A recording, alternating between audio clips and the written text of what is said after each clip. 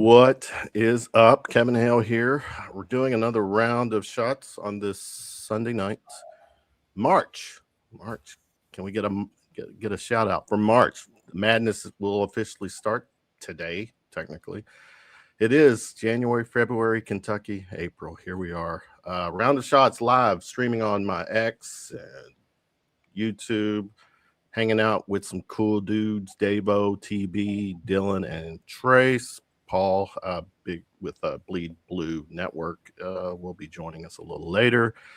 Guys, hope everyone is doing well. Dave, I'll start with you. How are you, sir? I'm doing well. I'm enjoying Sunday, watching videos as you was talking. Sorry about that. No, I'm doing well, enjoying Sunday. Made a trip to Cincinnati over the weekend. Kind of had some family time up there. So, yeah, I'm doing well. I'm not prepared for all the rain coming, especially with 3 dogs. So we got some rain coming. Yep. TB, what's up with you, brother? Holding it down here in the cornfields, man. If you build it, they will come, or something like that. So something like doing that. Great. Yeah. All right. Trace, what's up, man? You and Cats coverage. How are you? Doing great, man. Thank you all for having me. And just the weather kind of changes. Like the weather's a big deal for me. I love snow, but like when that first like dosage of spring hits every year, like I guess we're there. I think it kind of feels like we're there now. Maybe it's going back and forth, but like that first day we can be like, oh, it feels great out here. Let's go do some yard work. Do something I ain't done in months because the winter just got by. It brings up your mood a bunch, and so I'm feeling good. I'm excited for spring. Dylan, what's up, man? Hey, guys. Thanks for having me on. I appreciate it. Good to see you. All right, guys. Yeah, we are again streaming on X and YouTube. People in the chat, appreciate you hanging. Give us your comments, questions, takes. Interact with us. Also, if you don't mind, like, subscribe to our channels. It's greatly appreciated. All right, let's start off with the Lady Cats. Today was senior day. South Carolina came into town. Our Lady Cats took the L 60-56 at Memorial Coliseum. This concluded the regular season. The Lady Cats finished 21-9 and overall and 8-8 in the SEC or in the SEC. SEC tournament will be starting up next week. Dylan, I know you were there. Give us the 4-1-1 and what you thought, experienced, and feel. Yeah, I think it was definitely a game of runs. The Cats held South Carolina to their lowest point total all year, so some really good defense. The young lady, I don't know how to pronounce her last name, but number 11, she was super physical. Just built bigger in stature than Carla Strack was, but she held her own down low. The Cats were down, I think, 13 at one point in the fourth quarter and came back and with 50 seconds, with 30 seconds, with 20 seconds, had 3 different shots to tie it and couldn't get it done. Even made it to the free throw line there and had a really, really bad call, in my opinion, on Clara Strack. They said she pushed off. I even posted a picture that Kenny Brooks was going crazy on the sidelines. I think one of the bigger storylines is Morgan. He didn't play her down the stretch and was asked about it afterwards and said the crew he had out there was just doing better. So, in theory, and kind of just benched her for that game. She'll definitely be back in the starting lineup and different things like that. But they made a run there without her. And, y'all, this is only my 3rd time this year seeing them in person. I don't make it over there as much as I used to.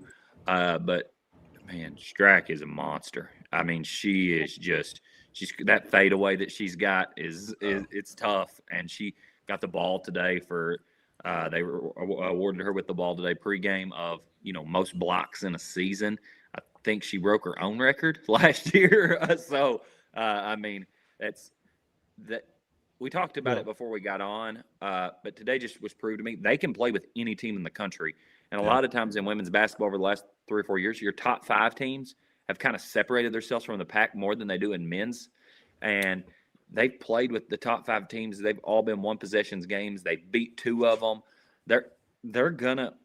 They have a chance to make a run, but it's almost like we could say this for the men's team. They've also lost some games to Alabama, Georgia, Tennessee, they could lose to anybody. So I was extremely impressed because South Carolina is a wagon when it comes to just how good they are, guys. And I was extremely impressed, but disappointed they had 3 shots to tie it and couldn't get any of them to go. Trace Claire Strack, she was a force. 24 points, 9 rebounds. She had a badass game. What do you think? All I got to say about her is I'm glad she's on our team because she is a beast. And, it does on one hand hurt that you lose by 4. You just barely come up short against a juggernaut of a team. I mean, it's just every year South Carolina is a national title contender. It feels good. It's very promising. I know you fell short, but it's promising that you competed with this team and right down the stretch had a chance to win it towards the end of February, end of your regular season at home. And they fell short, but it's promising going forward what this team could likely accomplish in the tournament. Terry, anything to add? Yeah, like Dylan was saying, women's basketball is a little bit more top heavy than men's.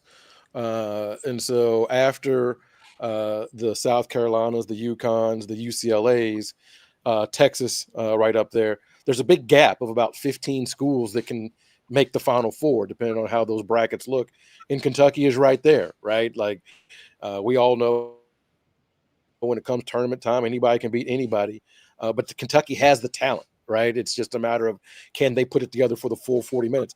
But the talent is there. And as we were saying before we hopped on, the talent's going to be there next year. So what Kenny Brooks is building there at historic Memorial Coliseum, it's exciting. It's going to be a situation where we're going to pull that double where both the men's and women's teams are in the Final Four. I feel it in my bones. I think we got close in 2014, maybe. I think is as close Matthew Mitchell got to the Elite Eight. But I think that we're going to see that here pretty soon with both teams. Yeah, that's a good take. And TB staying true to your year 3 thing. We'll talk about that later. But Davo, again, this was senior day for the ladies. Claire Strack did get the game ball presentation. I think didn't she have what was her? She had record blocks, right? Did she? Is that what I'm thinking? Yeah, she said it last year and she beat her own record this year. Yeah. I think against Vanderbilt, she beat her own record. All right. So what do we got here? Yeah, they're 8-8 in the conference. Dave, I'll stay with you. It looks like they're a 9 seed. Yeah.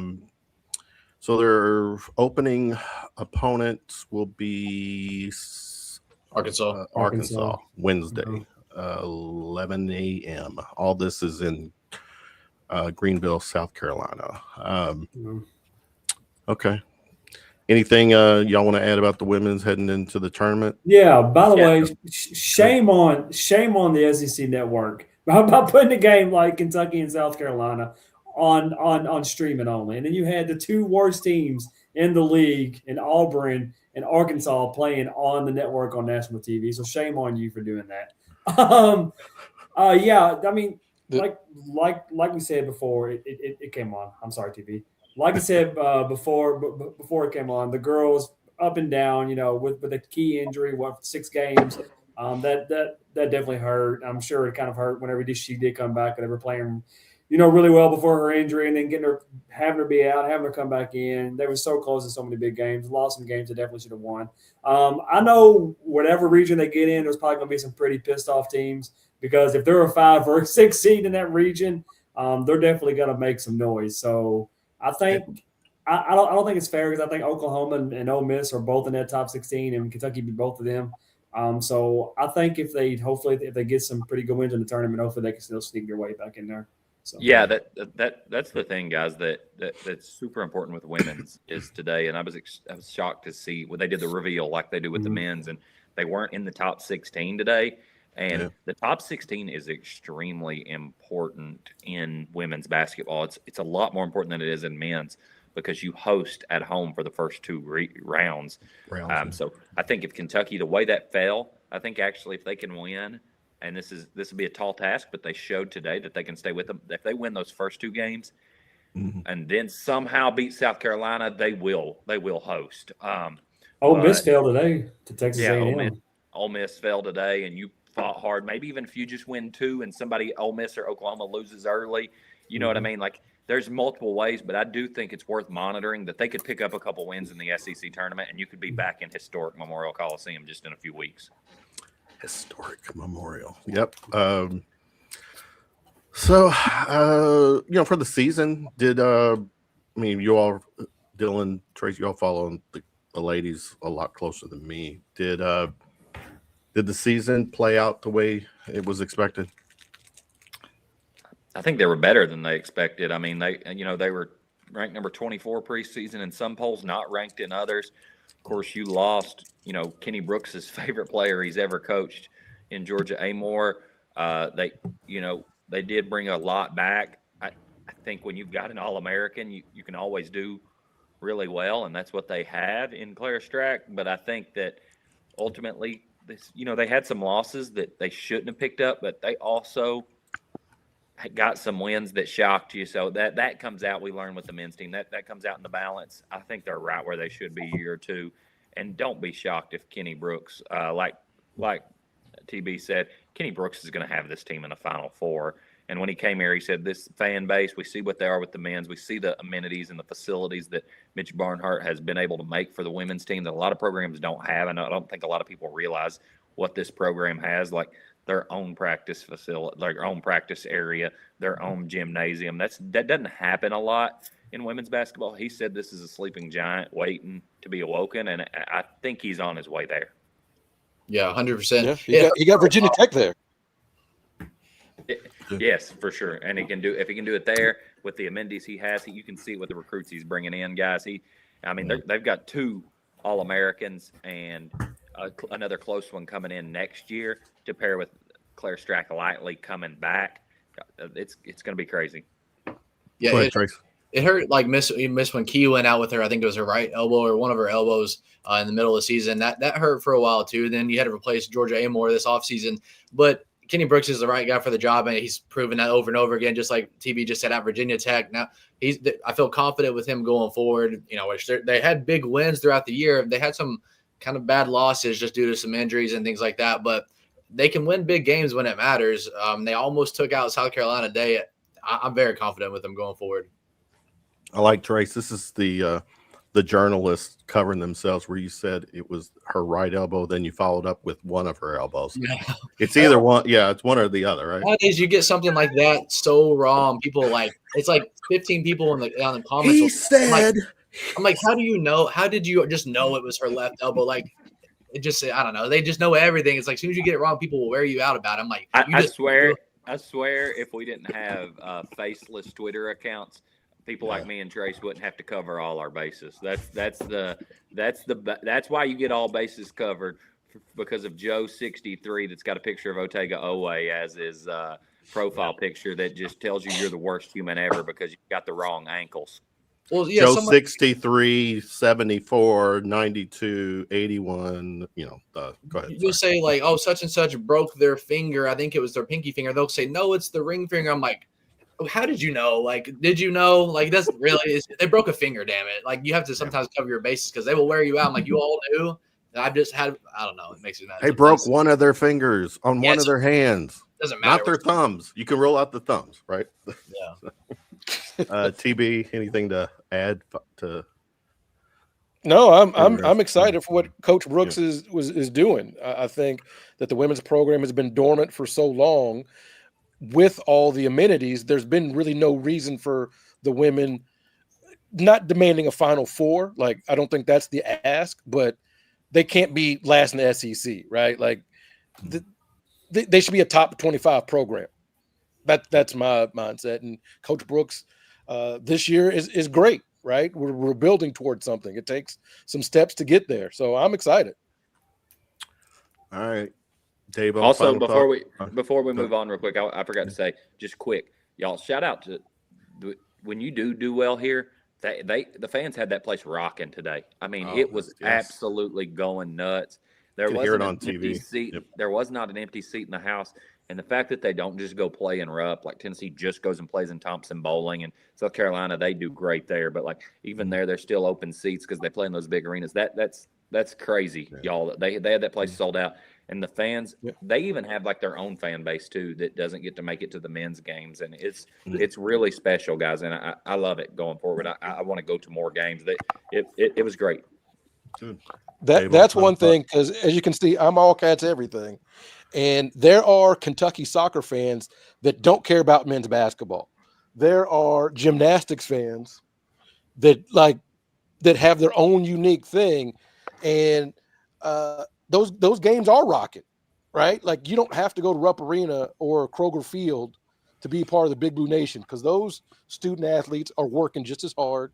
They're putting in the time. They're doing all that kind of stuff. So I'm right there with you, Dylan. Whatever it is, if they wear blue, I'm rooting for them. Well, wait a minute. I'm looking, Terry. I don't see, the future snipers of America on your wall. The rifle team. I don't think they have a poster. Last time I looked, they did not have a poster. But everything else I've got, from softball, like whatever, All right. Yeah. Davo, final thought on the ladies.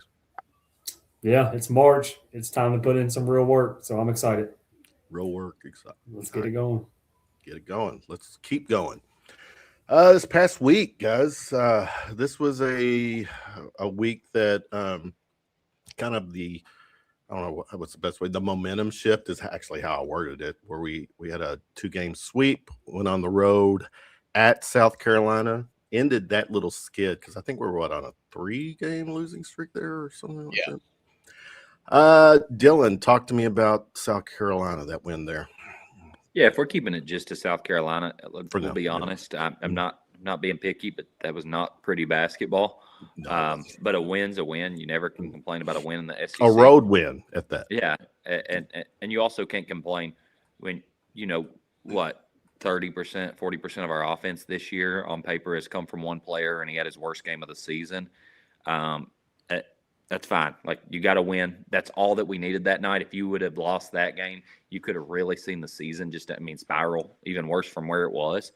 Also, we saw in the second half, as great as he's been, and he's my favorite player on the team, Colin Chandler had a horrible game against Auburn, and it was looking like he was headed towards another one. And I looked at my wife. We got back from a trip, and I said, this team cannot afford for Colin Chandler just to go take steps back. We don't have enough players.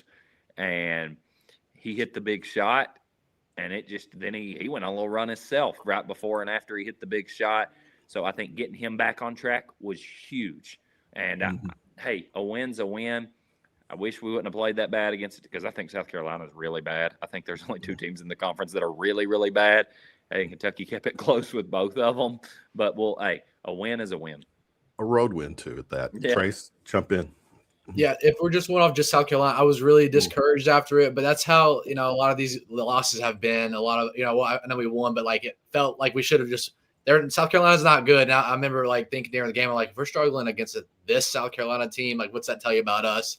But Denzel Aberdeen had a hot first half that kept it respectable, I guess. I think he hit 2 or 3 threes. And then Otagoe, like Dylan said, snapped his double-digit scoring game that dated back into the last season, so that hurt you as well. But they got the win. Colin Chandler is lethal. Him in the last 2-3 minutes of the game, I'd bet the house on him. But if you were to lose that game, that would be really really, really bad, because that South Carolina team is not good. It was really encouraging. I know we're going to the next game, but what we saw this past Saturday, showing that that's just a blimp in the road. But a win's a win. You won by almost double digits. I think it was 9. So you had to win. You couldn't lose that game. That'd be a real bad deal. But yeah. TB, go. Oh, they won. I mean, again, South Carolina. It actually, if you look at the little tag at the bottom, yes, they did. Won. Yeah, they won. So I'll take it. But man, I was not encouraged after that game, just because South Carolina is abjectly a terrible team. Davo, final South Carolina thought, and we'll go to Vandy. Yeah, thankfully I was on my way home from doing something, so I didn't get a chance to see the first 10 to 12 minutes where obviously we played really bad until we actually found a way to get the lead. That game was just the ultimate slump buster. You come off a 3-game losing streak. You don't really expect to come in and play like world beaters. You just kind of find a way to get out of there with a victory. I know that place hasn't been too kind for us anyways in getting wins. So it was a road win. It was a very important win. So, yeah, found a way to get it. You got to win them pretty. You got to win them ugly. You just can't win them ugly. You can't lose them ugly. Sorry. No, at this time of the season, a win's a win. Paul, hello. Welcome. What's up, boys? Hey. How's it going?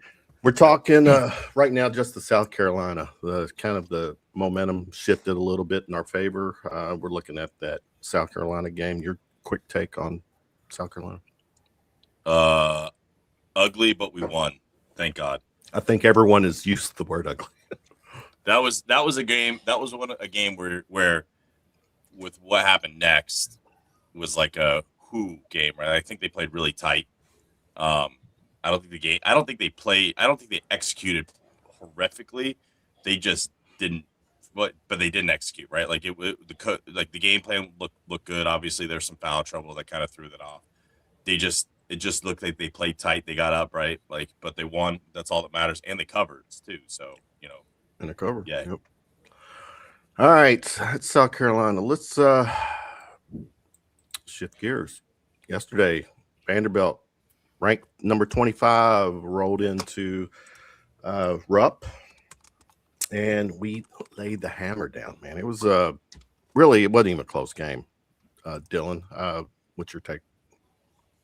Yeah, I mean, can Colin Chandler take 100 threes a game? I mean, like he's made 5 or more threes in 3 of the last 5 games. It's really crazy to think. I mean, just how well he's playing. And I think that Kentucky just keeps continuing to prove if we can get good games. I know it's not going to happen every game, but if we can get good games from Denzel Aberdeen, Otega Oweh, and Colin Chandler, this team's really hard to beat. But the problem is, I love Malachi Marino. He's been a lot better than he expected, and as bad as Garrison's been, and JQ doing what JQ's done, if he wouldn't have been a huge step up, I mean, this team could have fallen off a cliff. But when it comes to offensive production, guys, they've got 3 players, and then Malachi can provide some relief every now and then. I think yesterday was extremely pleasing to see that the 3 of them can put a good game together at the same time, and it's good to just get that revenge back. But I think it proves bigger picture, guys. I was talking today with some of the media members at the women's game. I don't know about you all, but I think there's anybody that's trying to predict this team. I know we all have to do it for our media sites to put out graphics and stuff. There's really no way to predict this team. It would not shock me if they won next Saturday against Florida, but it also wouldn't shock me if they lose in the first round to an 11 seed by 25. I mean, like it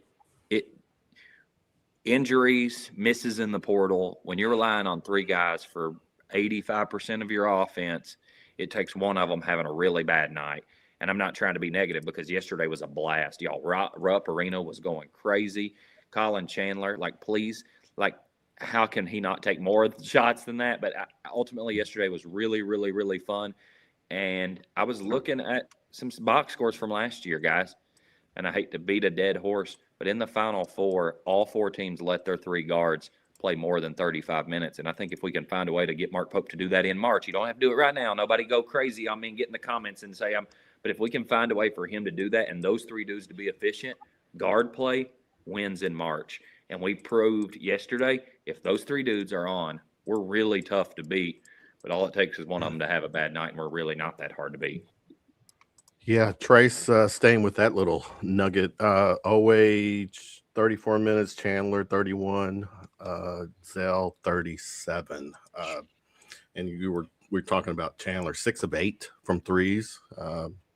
Nice. Pope very corrected nice game. that. He said 7 of 9. He said, I don't care what they say. He said, I ain't gonna say too much. I'm not getting another fine. But he said that. I'd hate for our show to fine him.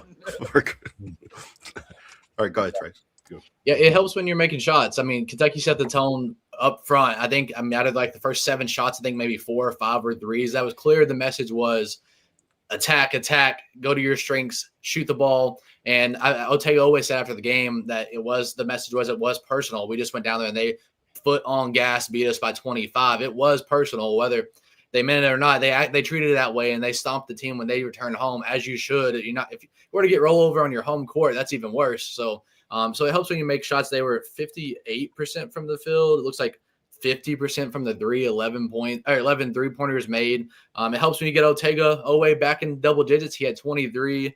And then Colin Chandler, I mean, just went absolutely nuclear. So just feed him the ball. 5 threes in the first half. How many did he finish with? Finished with just 6 total. So that first half just no. How much did he finish with? Was it 7? Yeah, that's right. I slipped my mind. But that just set the tone. The first half, like the momentum was there. It was like, we're not playing games anyway. That's how you got to do it. You can't, especially if you're Kentucky, if you're Duke, Kansas, like you put the foot on their throats. You don't let it be the other way around. Like not even a chance. And down in Vanderbilt, it was the other way around, and it was really embarrassing and not up to the standard. But they set the tone this past Saturday. Well, clearly we don't like. Well, I don't say we don't like. We've had two ugly games in Nashville, and the SEC tournament is in Nashville. But we'll get there in a moment. TB, your take on Vanderbilt game? They won. They looked good. I looked up. They had 10 points 3 or 4 minutes in. I'm like, oh my goodness, what is going on here? So they won. That's 2 So you games didn't in a do row. any chores during the game, for the record. Oh no, I cleaned. It was for the first time in a while. I cleaned. Oh no, I was vacuuming stuff as I do during tight games and everything. But back to Dylan's point, I was happy. But again, we don't know, right? Like we've had these ebbs and flows where like they get it, then they lose 3 games in a row. They get it, then they lose by 25. So I'm encouraged, because you kind of have to be March 1st. But we will see. To quote the great Mr. Wolf from the 1994 film Pulp Fiction, let's not start celebrating too early, okay? Let's just see how this goes, okay? Davo, go. Yeah, it was nice to actually watch a game and get up on a team by 15 plus points instead of being down. Thank you for bringing that up. I've been waiting for someone to say the first half. Yeah. It was nice to actually sit back and be comfortable and be like, okay, yeah, we're beating their ass. This is the way it should be. This feels good. This reminds you of old Kentucky basketball, right? No way should have we been worried about freaking Vanderbilt coming into Rupp Arena and us not doing that to them. You know what I mean? We owed that to them. And we gave them exactly what they deserved. Yeah, it's they play well on both ends, right? I mean, everybody already said they played fantastic on the offensive end, fantastic on the defensive end. They do what they should have been doing all year, taking care of the ball, not having a bunch of turnovers and giving up a bunch of points off turnovers. Let's continue that on for the rest of the season, and then success will be there. I mean, just play like a loose cannon. Just play to your strengths, do what you do, shoot the ball, and hustle. I mean, that's it. I mean, that's what's going to get you the furthest. Just stop playing so tight. It's March. It's time to tighten things up and win us some damn championships. Paul, wrap up the Vanderbilt talk. I 100% agree with Dylan. This team would not shock me if they went to the Final Four or got thunder stomped in the first round. I do have, and I've said this on a show a couple times. I just have a sneaky suspicion this team makes some noise in the tournament just because like they are a team that can win 3 games and look really good doing it. Now they might only get to a Sweet 16 or an Elite 8 or something. That's just my sneaky suspicion, Cam, especially if they potentially could get Cam back. Whether or not you want to believe the JQ stuff, I don't, think we're going to talk about that a little bit. But, yeah. But you're right. Look, there's a better chance that TB comes out and plays for Kentucky in March than there is that JQ does. Have you seen I wouldn't be shocked. He's got the uniforms. Listen, I'd rather Cam, I got the shorts already. I'd rather Cam play anyway. I think Cam would be a huge lift for this team. 6'9", athletic, can shoot, adds another dimension to the team, right?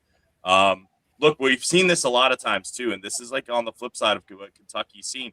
You've seen teams come in with 3 guards, and it looks like maybe they're starting to kind of understand who their 3 guys are. Now the problem is when they go down and get 2 fouls, and like Trent Noah's playing 25 minutes, then it gets real dicey, right? Like if Colin Chandler gets 2 fouls or something early, like honestly, he might be the most important player on the team right now because he's the guy that stretches the floor consistently. I think that there's a weird X factor in all this, and nobody's talked about it, and I think that's Yelovich. He's not shot the ball particularly well. He's got a little hitch in his shot right now. I don't know why. Like, he's going up, and you kind of can see when he goes, he almost like leans back a little instead of leaning into the shot. If you guys remember, like when I kind of think about him like Isaac Humphries and that team that went to the Elite Eight. Obviously, he had a big game in there, but he stepped his game up, especially during the SEC tournament, during the NCAA tournament. And he wasn't a guy that particularly lit the world on fire, right? Like during the season, statistics wise. If Humphrey or if Yelovich can potentially be a guy that does that, he's played real well, right? Like since he's come to the starting lineup, Kentucky has looked better. He does stretch the floor. If he can start, he doesn't need to hit 4 a game, but if he can hit 1 or 2 and keep the defense honest with the way Colin Chandler's shooting, and then obviously we're seeing Zell starting to shoot the ball from 3 really well. I think he's 50-some% in the last 5 games or something like that. So he's like his shooting percentage is starting to go up. This is a team that's dangerous, but like dangerous on all angles, right? Like I don't think anything shocks us. I think if Kentucky walked into Nashville and won the SEC tournament, beat everybody by 10 in every game, we would not totally be shocked. And if we got bounced the first night, that's just the way the team's going to go. It's the way the season is. But it's kind of what could make a very special March. It could make a special run. I thought Vandy was going to come and get thumped. I just had that feeling. You just kind of felt it. Like it's like no way Vanderbilt's coming in here winning. Like they're going to take this personally. And you knew about 5 minutes in that Vandy was probably going to get railroaded. Like it just had those feels that we've seen 100 times in that arena. So good win. Got to go get 2 more wins like end the season. Paul, yeah. I tell you one thing. You mentioned Yelovich. I hope if there's anybody on here that's single, I don't know if you are, find you someone that loves you the way Mark Pope does Brandon Garrison. Do not find someone that loves you the way Mark Pope loves Yelovich. That's not the goal. That's not the goal. Poor Yelovich. Yelovich will hit a 3 and then get a backdoor cut layup. That sucker's coming out. What is up with that? He's not coming God, back I in. know. I would rather have JQ playing on 1 leg than Brandon Garrison on 2 feet right now. And like, here's the thing: Brandon Garrison will just randomly have like a game where he looks like he's a superstar, but it's every 10 games. Now, maybe he has one of those games in the tournament when nobody else is playing good and he wins the game for us. But you're right, man. Like I don't understand. And every time he goes to do that, we were talking about the South Carolina game, bro.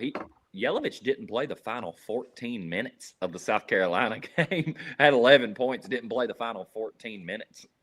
I mean, is it because it's just a matchup problem for him? Maybe. I mean, we won. We won. It's whatever. Well, I know but I'm with you. He's not as great on the boards. I don't think he's a bad defender. I don't think he's a terrible on-ball defender. He's not as good of a rebounder as Garrison can get rebounds. Yelovich can put. I mean, honestly, I'd rather know that he's more of a fundamentally sound player that doesn't really do a ton of stupid shit that Garrison does. So I'd rather him play. Give him 25 minutes. To be fair, Garrison almost got decapitated last night. Let's be fair. Okay. He almost got decapitated. So he didn't have a bad game. No, what Garrison did last night, I mean, he only made 3 or 4 boneheaded plays opposed to normal. And like, honestly, and I mean, if he can steal some minutes from Malachi, I would like to see him more around 10 minutes and Malachi more around 30, but we were winning by big. He's probably trying to figure some stuff out. Mark's proven, like, and this is not a slide if it's what he wants. Even when JQ was back, he's promised Garrison some minutes that he's going to give him no matter what. Like, he even moved Garrison to the 4 during that time to try to find a way. And when I asked him in Alabama, he was shocked. I asked him, I said, Mark, has there been a thought of not playing the 2 big lineup? You guys are extremely inefficient. He said, no, we're going to have to figure that out no matter what that is.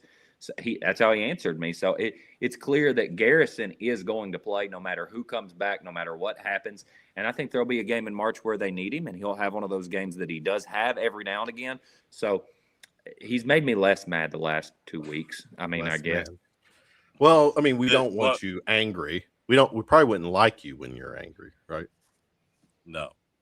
Nobody gets that, Grandpa. The last thing I kind of add there, I think I saw somebody post this, that Mark Pope's only played 9% of his games in 2 years ago. Wait a minute, say that again. which You were is cutting in. great. And I think Say that Mark again, Pope's Collier. only played I think 9% of his games at Kentucky with a full roster, with no injuries, which is crazy, and that's where as fans, that's where when I talk about this and I've put this out to people, it's like the frustration isn't always all about the losing, it's the how you lose, right? And I think Dylan would probably agree with this. You lose a 3 or 4 point game, it's just you don't have the horses in the stable and it's obvious that's why you lost. You get it, right? Okay. You get it. But when you're losing by 15, 20, 25, that's just effort. There's a lot of really shitty teams out there that you could go out there and play. And that's where the people have had the problems. That's the point I'm making, right? We can talk about the wins and losses. That's fine. Shit happens. But what most people, and see, this is what happens after a big win, the people that say, hey, wait a minute, we can't be losing by 25 points like as much as we've been losing these last couple of years. That's not a missing piece. That is, you have to take some pride in that, right? That's all most people like myself are saying, that can't happen. We can't be losing equivalent to the probation teams under Patino and the 1924 team before Adolph Rupp got here. That's what people are saying. There's a lot of different discussions you can have.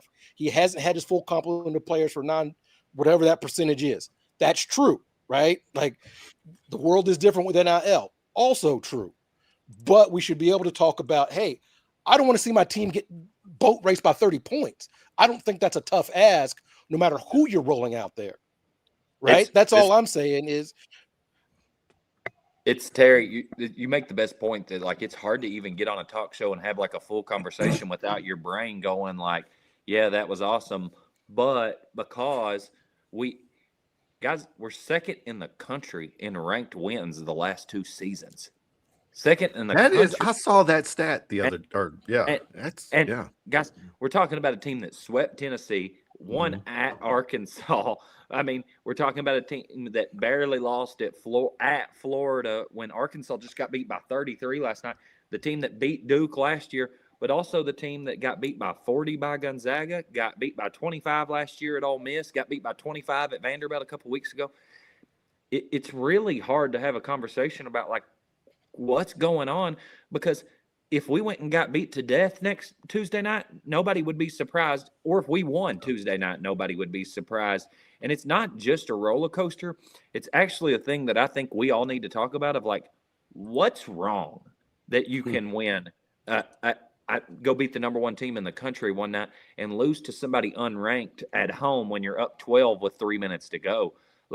What is it that's causing that? And I don't know if nobody clearly has that answer, but I've never really seen anything like it from a coach, really, where they can beat anybody in the country or get boat raced by anybody in the country. I think with Dylan, it's a little bit too. I think it's a little bit too on this team doesn't have a lot of vocal guys. I think that hurts. Yeah, but we saw it last year too.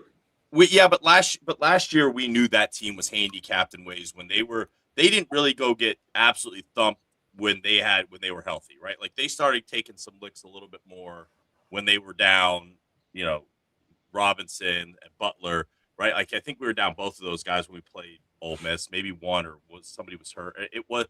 We didn't see it a ton. We've seen a lot more of this, but we knew with the injuries we always were going to have, because we weren't the team that team last year. I think if they stay healthy, they might have went to the Final Four.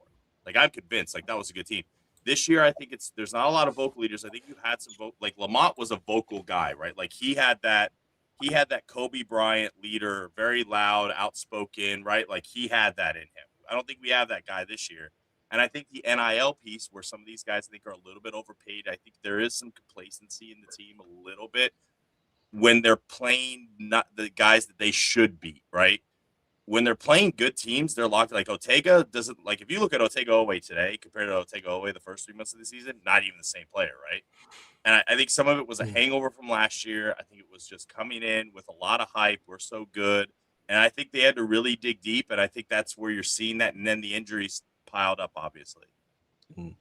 Here's where is it? Doug Hudson. Thanks for over the summer, right?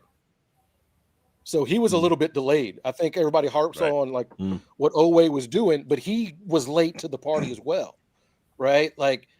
Oweh is on that list of dudes that we are not going to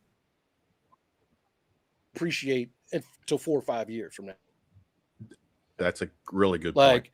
I understand everybody loves. He's been putting up 20 points a night when this team was dog shit. Like, He's when the only team is reason why getting we're boat not race, staring he's at, out like, a there. 13 seed. Right. And so that's my thing is I get that there are fan favorites. There are guys that, but Oweh has been chopping wood for, these last 2 seasons.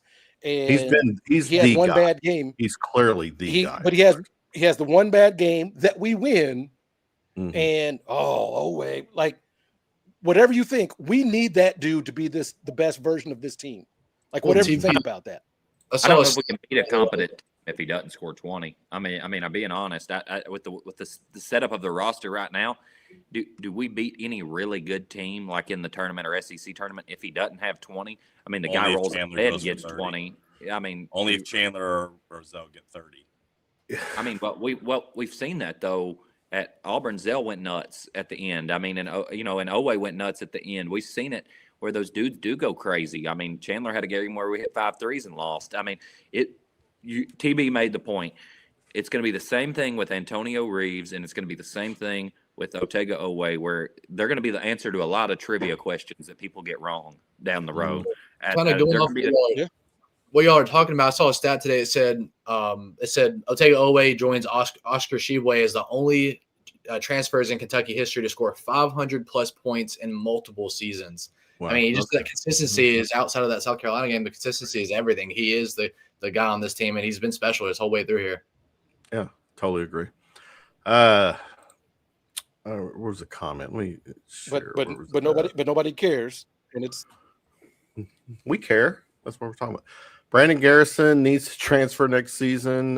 We need a top talent point or power forward. I guess. Yeah. Can I give a hot take? I wonder too. I wonder, Trace, or TB, one of y'all's thoughts on this.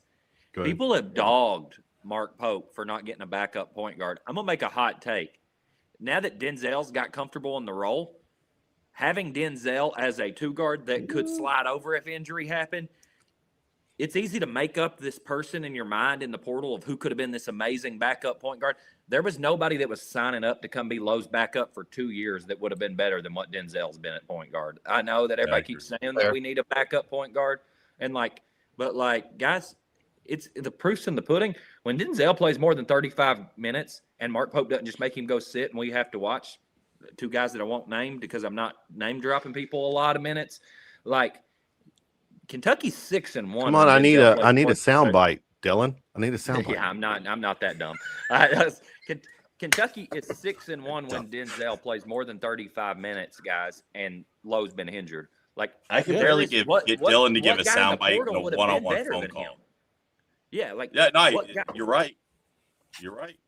Like, what guy would have been better in the portal? Like, I go through and look, like Kirk Harisa last year, Travis Perry went to go be a backup for somebody. Like, who would have been better than what Denzel's brought us since he got to actually step into the role? Yeah. You're looking at minutes right now. I mean, there's a lot of that perfect person's not out there. It's easy to say. Like, we had him. Caden Lewis didn't want to, when we went and got here's why Caden Lewis did not come here. I know this for a fact. He thought they were getting Donovan Dent. The staff thought they were getting Donovan Dent. Donovan Dent was going to be a 1-year player, and Caden Lewis said, "I'll come be Donovan Dent or, Pierre Jr.'s backup for 1 year." Jalen Lowe come in with 2 years of eligibility, and he said, "I'm not being somebody's backup for 2 years." Caden Lewis wanted to be his backup, Dent or Pierre's backup for 1 year, and then be the starter. When they missed out on those dudes and had to pivot to Lowe, then Caden Lewis said he wasn't sitting for 2 years. So, who was coming to sign up to be a 2-year backup? You had to go with a combo guard. Mark Pope missed a ton in the portal, a ton. And that's a bigger picture conversation that we can't get our top targets, not just in recruiting, but in the portal. That's a bigger conversation. But the Aberdeen thing, I'm tired of hearing we needed a backup point guard. Who would have been better than what Aberdeen's been the last 15 games? That's fair. That's fair. And I said this last week, and I got some people hit me up in my DMs because I was not a good fan. But I made a comment last week that there are just some players that do not deserve to wear the Kentucky jersey. And there's 2 letters in this little chat or comment, and I'm not a fan of his. There's again, I don't know, I'm digressing here a little bit, but all right, let's look ahead. This coming week, it's the final week before the final week of the regular season. We got Tuesday, March 3rd. It's at Texas A&M. They're what, 19-10, 9-7 in the conference. And then we'll wrap up the regular season Saturday, home versus number 7 Florida, which I'm telling you right now, guys, Florida, there's to me right now, there's 4 teams that are just at the top level. It's Duke, Arizona. What am I thinking? Florida's 1. God damn, what's the other? Michigan. Yeah. They're to me the elite. But anyways, looking ahead to this week, guys. Dylan, talk to me. What are you feeling, thinking? Sorry, I had it on mute. Didn't realize. I think that this week, once again, this team's really hard to predict. We've all said that a million times. I have a weird feeling that I think they definitely win one. And honestly, I wouldn't be shocked if they won Tuesday and had a chance. I'm not going to predict them to win Saturday. But if we got in that game, Rupp is rocking, and like we've got a shot. And if that's ultimately, if they found a way, I don't think it'll happen, but if they found a way to go 2-0 this week, I think you would see BBN like going crazy for books for the SEC tournament. I think looking at the schedule, they'd probably end up getting the double bye if you could pull the both off. I think that's pipe dream. I just don't want to go 0-2 this week and have the negativity going back into the SEC tournament. Chance to play on Wednesday. I think ultimately, though, they go 1-1 this week, probably picking up a win Tuesday night. But I think either way, not for sure which game. I think they find a way to win one before they go into the tournaments. Okay, Trace, go. So this is a game you can win, and I would argue you should win. You probably need to win. But I'm grateful that Texas A&M is on a Tuesday night and not a Saturday, because that place is rowdy. They get up when Kentucky comes to town, no matter what year it is. And was it last year, the Inslee Almanor game down there? It was a real special night. Oh yeah. I'm glad this is a Tuesday night, because that I think that does factor in a little bit, that it's not a big T-shirt Saturday afternoon. Not that it should affect you, but it does. I feel like it does. So I think I would like for it to go 2-0, of course, but if you beat Texas A&M on the road and you are competitive with Florida, I think that's almost as good. Not, you want to beat Florida, but that's encouraging as well. And I think people will be very excited going down to Nashville just days after that. Yep. TB, we are currently 5th in the SEC standings with these 2 games. This is a big deal. We can pull off 2 wins. We can get that double bye, right? Yeah, and I always share the story. Kentucky doesn't show up until Friday, right, of the SEC tournament. We're not supposed to. Right? It's famous down there. That's famous down there. So 1-1, I think, is what most likely will happen. But just build a little bit of momentum. Build off what we did yesterday, and move forward. So, it's March, as it says on my shirt. It's Kentucky time. So let's get to it. Davo, what do you say? Yeah, this is a massive chance of 2 huge quad 1 win opportunities. Just a chance to really bolster, your resume at this point. Call me crazy for being maybe a little bit overly optimistic, but I figured that maybe after this Vanderbilt game, they do find a way to go down there and take care of Texas A&M, even though Texas A&M plays that weird style that they call bucky ball, which seems to be just jacking up a lot of threes, which isn't super ideal with this Kentucky team. But they found a way to get a win. And, man, look, we saw how they played against Florida down there, in Gainesville. It's really hard to understand how they really could have played against them without, the referees calling the foul every other second. So, they're coming to Rupp, and historically, whenever they come to Rupp, we play them very well there. Kind of like whenever Tennessee comes to Rupp, we always find a way to come out with a win. So I'm optimistic. I think 1-1 is a very good possibility, but I wouldn't be shocked to see 2-0. And I hope I'm not jinxing nothing. Hopefully, I get some nice DMs, but I'm optimistic. Optimistic is good, Paul. For looking kind of past or looking at the Florida game, because that will be the big game because they are highly ranked. I didn't want to do this, but it's right there for me to do. I mean, we had our hearts broken on Valentine's Day by Florida. All right, that was maybe one of the worst lines of this show. What are the? I own it. They did. But losing. I mean, we only lost by 8 or 9 in Gainesville. And right now, I said it. Florida is, man, they are rolling.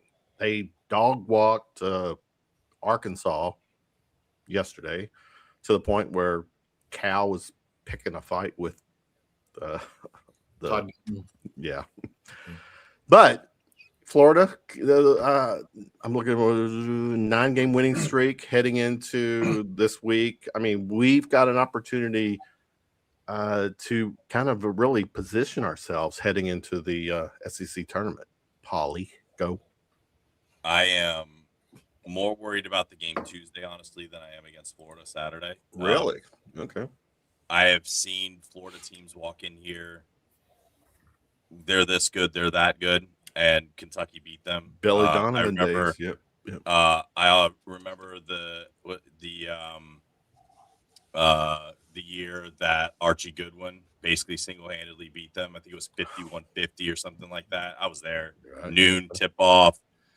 Florida was top 10 again. We were supposed to lose. Our NCAA hopes were hanging on the, kind of on the fritz at that point too. We had to win that game, then obviously win some games, and we won.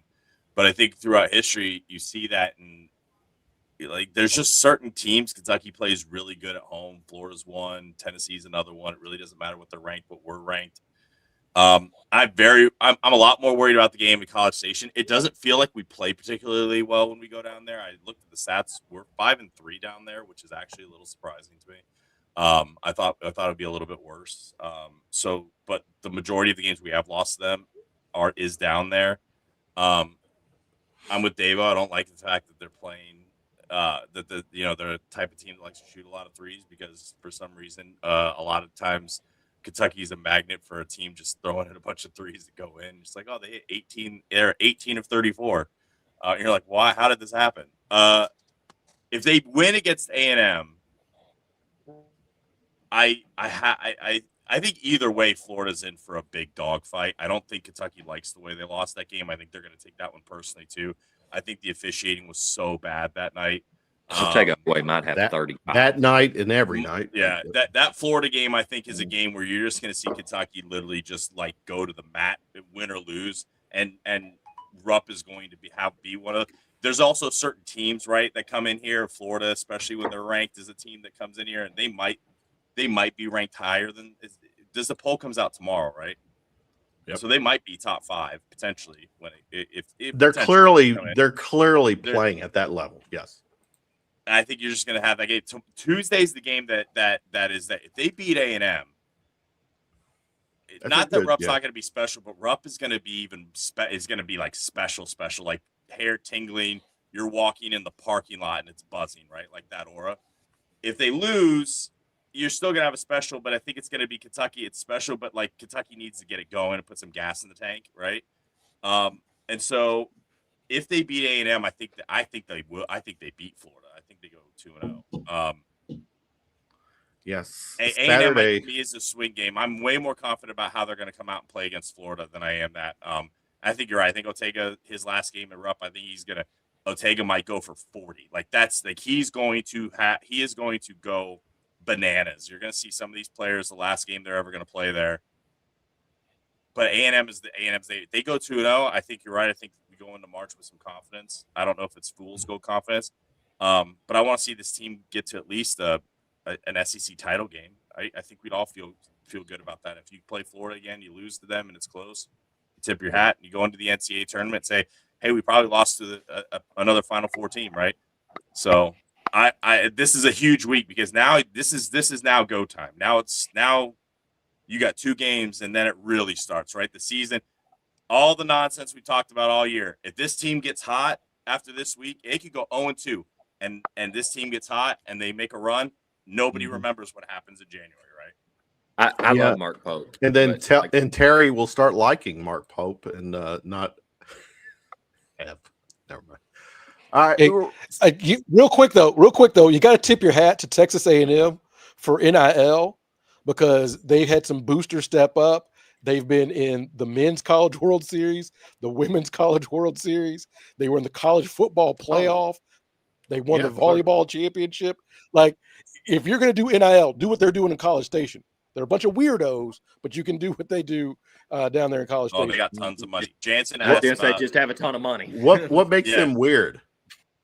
What makes Texas A&M? Oh, they got the whole cadet thing. They got the cadet thing, and you talk to people in Texas, they're like, yeah, the Aggies are weird for Texas. Okay. So Jansen, thanks for the comment. Finish 2-0. We have double bye. It's there. Wouldn't we be the 3 seed if that happens? Probably. Yep. If that happened, you need Arkansas to lose one of the next 2. But do us a solid, Coach Cal. Well, here's the thing: the 3 seed people are saying is likely, but Arkansas plays Missouri, and to be the 3 seed and Texas. Yeah, Texas is solid right now. So if you want to be the 3 seed, you need Arkansas to lose once and Missouri to lose once, but they play each other. So you need at least one of them to lose on the night they don't play each other, and then that team win the next one. The 3 seed's kind of unlikely since Arkansas and Missouri play each other. But you would about be where they do play each other. You would be guaranteed the 4 seed if you go 2-0. Does that where they do play? Would you rather have the 5 or the 4? The 4. You don't want to. No, sorry. Would you rather have the 6 or the like? I mean, I know you play Thursday, but would you rather be where you have to go through like Missouri and like Tennessee rather than like or than Florida? We're not good enough to be asking for another game for a path. We just need less games is better. I'm just throwing it less out. games. I think listen, it'd be good because if nothing else, you have a really good shot. I think the way that the bracket would fall, you're playing someone like a Missouri, right? Like that type of a team in that 4 slot. Potentially, I think Missouri would be the 5. We're better than Missouri. I would like our chances in that. So if nothing else, you're playing Florida in an potentially in an SEC semifinal, right? In the semifinal. So, I mean, Dylan, if less games are better, can we petition the NCAA because of our status? I mean, we're a blue blood. Can we have the first 2 rounds off? And Mark Pope wants to play 45 games, so I don't think he wants that. I think he wants more. He wants all. I want more college. What is a? That's a great little take. Thank you. What's the ideal number of regular season games? Well, how many games really should we be? Because one, the money will just be there, which will give it back to the conferences, to the schools. What's the ideal number of regular season games? Regular season. We already know how the. I like it where it's at. I think. So right now it's what is it? 30? 30. You don't want any more? I think it's there Kentucky should be basketball, Davo. 32. But what I'm saying is I think there should be 19-10, right? Is it 31? 31 regular 31. season. Is it okay? 31. All right. I think there should be something. Hopefully, with TV deals, maybe later on down the road, should be like, well, Kentucky should play more, high-powered out-of-conference games and drop some of the, the smaller but quote-unquote cupcake games. I think that'll be better. I think the season's already so stressful as it is. I don't think we need 40 games to stress over. I think 31's perfect. But I do think that some of the schools, some of the blue bloods like UK and all those should play in those bigger tournaments and play some bigger teams out of conference. I know it's not much, but I wouldn't mind if the Power 5 put it up to 32. But with the addition, it had to be another home and home with another Power 5. I Yeah. do think, though, we're seeing a lot of injuries in college basketball right now. So I think that, I mean, it's enough, I think, already with the games. But I think if we're going to add maybe a rule like they're getting ready to do in power and football, where it has to be another Power 5 and it has to be home and home, I think that's the answer. I'll ask you guys this. Here's the thing. I love Mark Pope. I know we have to preference it with that every time, but like Howard Ortega, when we played Georgia, Ortega had 23 points with 18 minutes left and finished with 28. Colin Chandler had 5 made threes with 17 minutes left in the game, had 6 with 14 minutes. Do you guys wish that maybe when a guy's got a hot hand, he feeds him? Because they didn't run another play to get Colin another 3 for 7 more minutes. Oh, yes. Ortega didn't touch the ball. It's like they're running their analytical what they were going to run preset, and sometimes it works. But, like, I think you've got to feed the hot hand. Ortega, if my dude's got 23 with 17 minutes to go, that guy's finishing with at least 35 or we're losing. Like, that's the two options. Some of it just doesn't make sense. Just like Yelovich down at South Carolina, he had them, I think maybe his season high or up there, and then you said he didn't play the last 14 minutes of the game. Like, that makes no sense. Well, and that goes right into where you was talking about just now, how they're not feeding out hand. We was up by 23-24 a few times in that game, and they would just kind of run through the motions, and Vanderbilt would get it within 12 or 13 or 14 points, and you're like, what happened to our 25-point lead? So, you're telling me that you don't like when they take everybody but Aberdeen off the floor and bring the only 4 scholarship players on the bench in at one time? That's one of my favorite parts. You don't love that? Sure. Yeah, sure. Oh boy. What is tonight? I got to figure out how I get this show sent to Coach Pope, because there's a lot of good information that will help him just for the rest of his season and moving forward. Or just send him a DM. It's fine. Yeah. Send him a DM. All right. I would say call into the coaches show, but I don't think you can do that anymore either. So there you go. Oh boy. Did I say that? Winning cures all around here, doesn't it? It does. Actually, you're right. Cures all. It's the best If as long as they're winning, Terry will stop with his hard on over Coach Pope's status. Listen, I'm just going to give you all breaking news. All right, Mark Pope will be here next year. He will. Terry, did you hear that? Breaking year 3. Look, man. Look. I've got no problem. I knew. Look, he's coming back. Like that's going to happen. What I've been saying, what I have said since 2024, year 3. That's all I have said. Yep. Right. And I think when I lay it out, to folks, when I lay it out and I explain where I'm coming from, it makes sense. I do not hate Mark Pope, but I can tell you every coach that has been here for 3 years has made at least the Elite 8 and has been SEC Coach of the Year going back to 1924. That's all I have said. Right? Yeah. So if we're having the same, I'm sorry. So next year should be great by the history. We should have a great year next year. Yeah, or it's his last. Well, I mean, look. But look at year 3 for Cal was what? A championship. Yeah. By year 3, by year 3, Tubby had a championship in Elite 8. Year 3 of Rick Pitino is the Christian Laettner game, the greatest basketball team or game people had seen. Arguably, by year 3, Eddie Sutton had been to an Elite 8. By year 3, Joe Eddie Hall Sutton, for you kids on the bottom. Further, you don't know who Eddie Sutton is. I get it. You're not part of. You're too young. But he coached at Arkansas. Then he came to Kentucky to reverse Cal. Yeah. All right. Don't be a wise guy. Right? But hey, so I got to bounce, guys. I have to bounce. All right, Paul. I'll hit you later. All right. Yep. See ya. Yeah. That's all I'm saying. I don't hate Pope. I'm just saying that when we talk about what the standard is, when we talk about what Kentucky's doing, that's all I'm saying. Terry, he can also buy himself He can also buy himself time with a run this March with leaning if he'll be willing to lean on those 3 guards. I mean, even look at Hubert Davis has not been great at North Carolina, but he had that one March run, right? And it's kept his job for years now. Well, to that point, you're right. Year 1 of Hubert Davis is ending Coach K in Cameron and the Final Four. But since then, they just lost to NC State by the most points in 50 years, right? Previous to that, I brought this up last week. Matt Doherty in 2001, former player that won a championship in North Carolina. Year 1, he's National Coach of the Year. Year 2, he loses 20 games. Year 3, so, all I'm saying is I want this to work. But to quote Carrie Lewis in her news, I hope there's no hard feelings if we're having this discussion next year.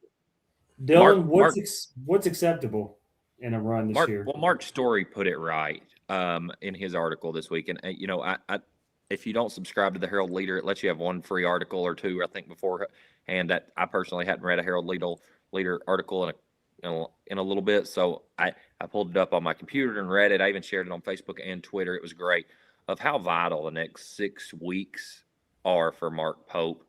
And in that, or he said next 6 to 8 weeks, even if they lose early, then it's who you get in the portal because you struck out in the recruiting class. So like what you do in March and what you do in the early window of the portal is vital for his time and his future going forward here.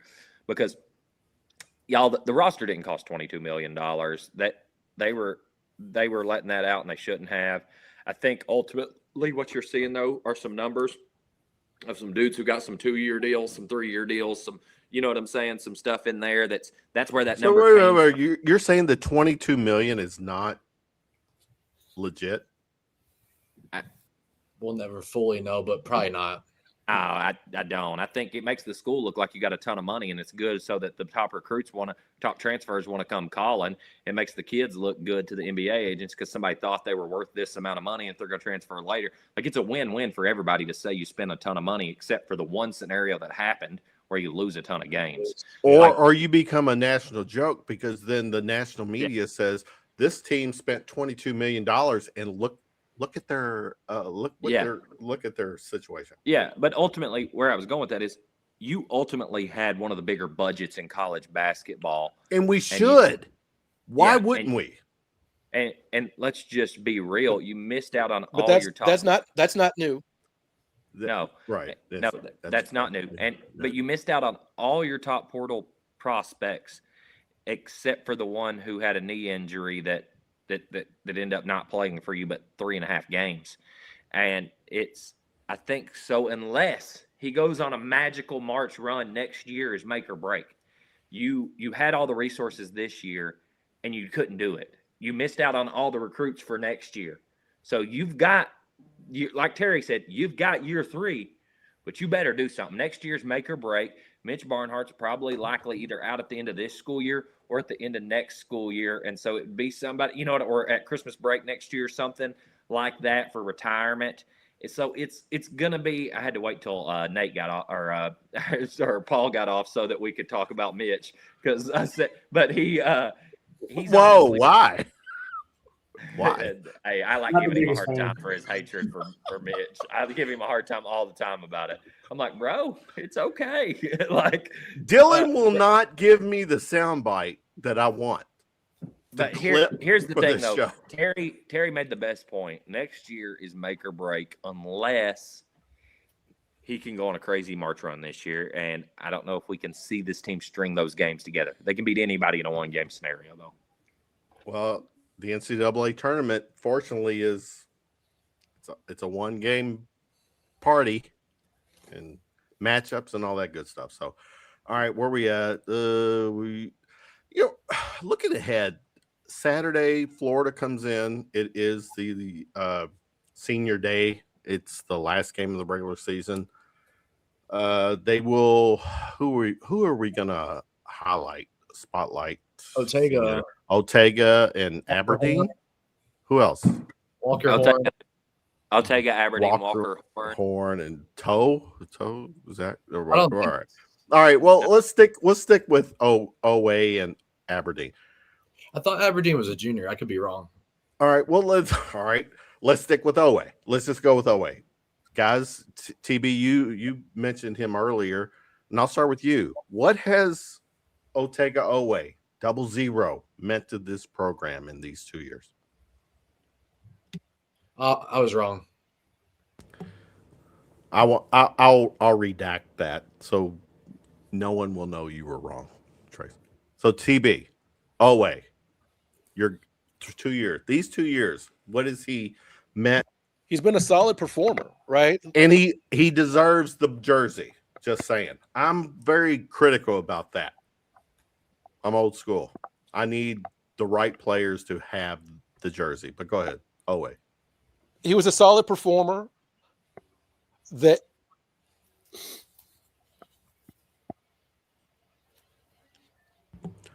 I can't hear it. We can't hear you, TB. yeah. We can't hear you. The corn. Is it snowing in Iowa? No, he was a solid player that because the team didn't have the success. Oh, All right. Davo, I'll go. I'm Davo, and then you two, the Dylan and Trace, give us the Otega Owe take. Can I go real quick because I got to run upstairs with my kids All right, and need something, All right, and then go I'm gonna ahead. have to hop off. All right, appreciate it, bro. Go. Yeah, I think Owe is going to be underappreciated here. I think just because of the all the stuff that surrounded this season and how bad his season started, whether it was due to injury or due to lack of chemistry, whatever it may be. But I think if Mark Pope last year, there'll be a big handshake that goes to Otega Owe. I think that he stabilized a lot last year when Jackson Robinson, honestly, that's what everybody wanted Jackson Robinson to be. But he was up, down, injured. Not, you know what I mean? Kobe Bryant was sharing minutes with Jackson Robinson, and Owe was just a steady guy. I mean, you're talking somebody that was an All-American, first team All-SEC. I mean, a guy that was just consistent, and that's what there is to say about him. Extremely consistent and extremely useful. And just if Mark Pope last year, a lot of that will go to Otega Owe being a stabilizing force and extremely underappreciated. I appreciate y'all letting me hop on. All right, good to see you, brother. Take care. Well, I'll hit you up. All right, Dylan had to go. TB, you gonna do this all night? Yeah. It's the cornfield. The cornfield. All right, we are starting to wind down, but Dave Owe to you. 2 years. I mean, he's to me, he's earned the jersey. What is Owe to you, brother? Owe was a fantastic get out of the transfer portal. Quietly, people were like, "Who's this kid?" And then all of a sudden he just comes in dunking on everybody. Scoring a bunch of points. Super unappreciated. Like the panel that was here that's now seems to be gone has said. Always going to be remembered one way or another, good or bad. But I think it's going to have to be majority good stuff. Like TB said, he stabilized the program. I think TB said it. Somebody said it. He stabilized the program, and I'm definitely going to be super appreciative of him. I think he has one pretty fun March running. So yeah, Trey, same you Owe his 2-year run with us. I will say it. He's worthy of the Kentucky jersey. What say you, brother? Yeah, I like Davo's point about he was a huge pickup. I guess maybe an underrated pickup from the portal. I mean, he didn't even start at Oklahoma. I think he was their 6th man. He has exceeded expectations here. We put a lot of pressure on him, but like last year, I remember the first few games of the season, they were like, "Who is this Otega Owe guy? He's supposed to be a reserve. Might start this year." I don't know how much he started towards the end of last year or not, but had consistently 10 points almost every game last season. Has had double digits all but one a game this year. You don't see. I mean, 10 points doesn't sound like a lot, but like in college basketball, it's solid, and then you can have 10 points from any guy on a given night. You can play on any team, and any team will want you. And then Otega Owe, I'm gonna miss him. He's been great, and especially on the side that me and Dylan kind of get to do, we get to see their personalities kind of up front, and you just ask them a question. It's almost like this, how we can get to feel each other's personality. Well, you can gauge their personalities too behind the scenes, and he genuinely loves it here. He's a very humble player. He very enjoys it here. He knows what it means to be here. He's part of that group last year that understood what it meant to be here, and just real personable. And I think he was a great get. I would have someone like him, same personality, same skill set, over and over again every single season. It's going to suck not having him. Yeah. TB, anything? Oh, absolutely. He's on that short list that will get overlooked because the team success wasn't Kentucky level, right? Mm-hmm. I think that's part of why Oscar Sheway is not getting the love that a unanimous National Player of the Year should get. It's why we don't really talk about Bogans and Prince like we should. It's why guys like Joe Crawford don't get talked about. A top 20 scorer in Kentucky history. Joe Crawford. And nobody kind of mentions his name, but that's kind of par for the course. But you need solid guys like that, right? Not everybody can be an All-American. Not everybody can lead the Cats to a Final Four. But the difference is Kentucky's got a lot of ways to kind of lead them through the quote-unquote lean times. Mm-hmm. Okay. And Kevin, if any between, I know we're not live or anything. If it shows you how much I like Otega Oweh. No, we are live. Oh, we are. Okay, let's hope no one watches this. But no, we are. People are watching us. Got something back there that shows my fandom right behind my head. Who is that? Maybe the guy we're talking about. Maybe a big cutout of him doing an ad deal. I got showed up on my doorstep. I'm just hold on. Let me make this bigger. I'm gonna cover it in just seconds. Where you at? Oh no! Let me try to make this bigger. Oh, we made you bigger there. No, we made me bigger. I don't want to make me bigger. We'll make you bigger.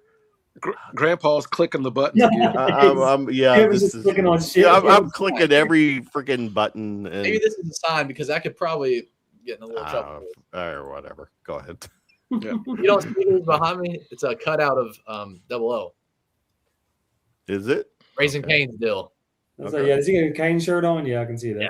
All right. Yeah, I was supposed to get on, so I've been in front of it this whole time because I don't want to get caught. But someone that showed up on my doorstep, that's all we'll say. That's cool. Yeah. Dave, I like that hat, man. I appreciate you. Yeah, what's up with that? What's up? Well, come on, give us the forward. Yeah. I knew you was coming, buddy. So, but I have worn it multiple times, not just today. So, yeah, no, I appreciate you. It's great. It's great quality too. Yeah, they did a good job on it.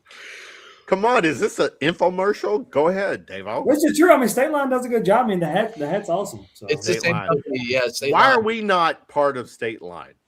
Why are we not worthy, Dave-O? All you gotta do is reach out to them. They're real accessible and real good people. All right, we'll do that. Yeah, we do need some apparel eventually. We need merch, don't we? Yeah, we do. Because Terry's got the January, February Kentucky shirt. Stop looking at your watch, Terry. Where you got to be? You got somewhere to be? I'm checking my blood sugar. Thank you very much. It's only 8:20 in Central Time, Terry. Exactly.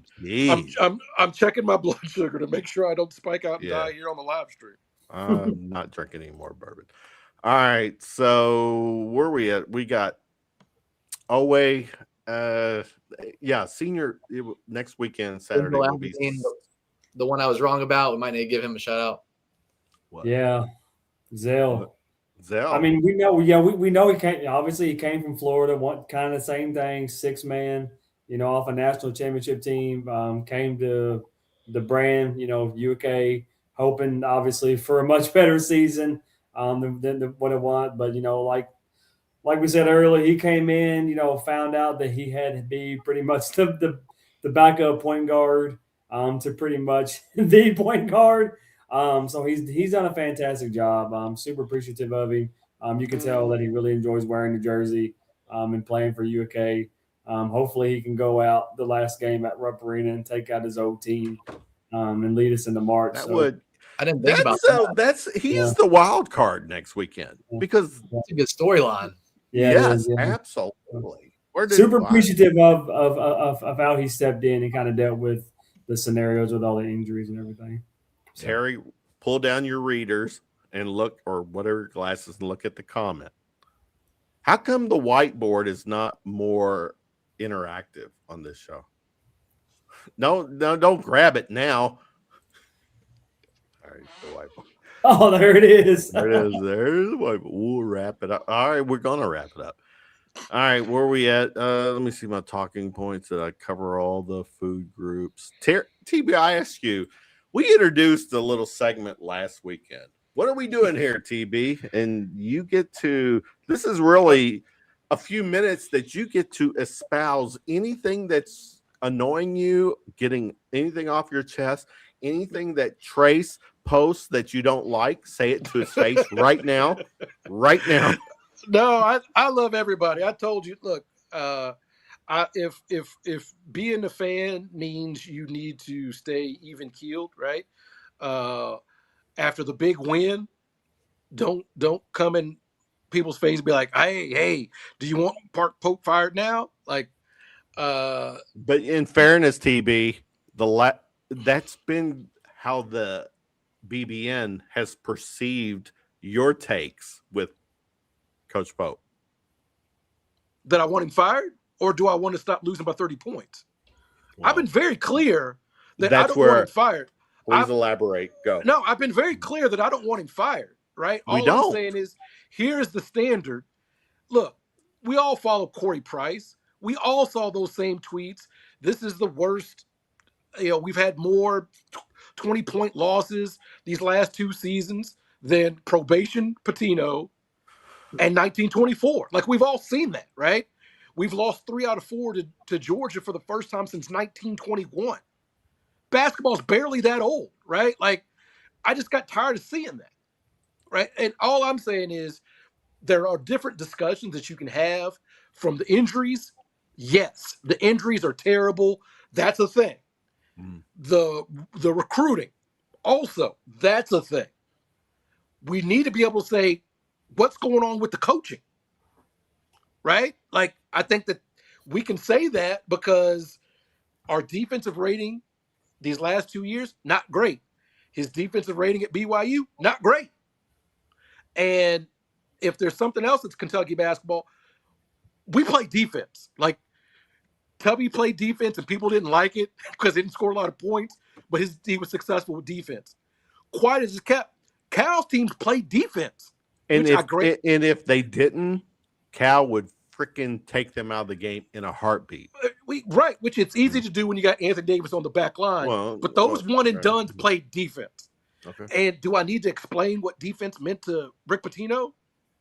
Right? No. Like, what I'm saying is there's all these different things that come together on this season, and everybody just wants to mix-mash them up and say you're either for Pope or you're against Pope.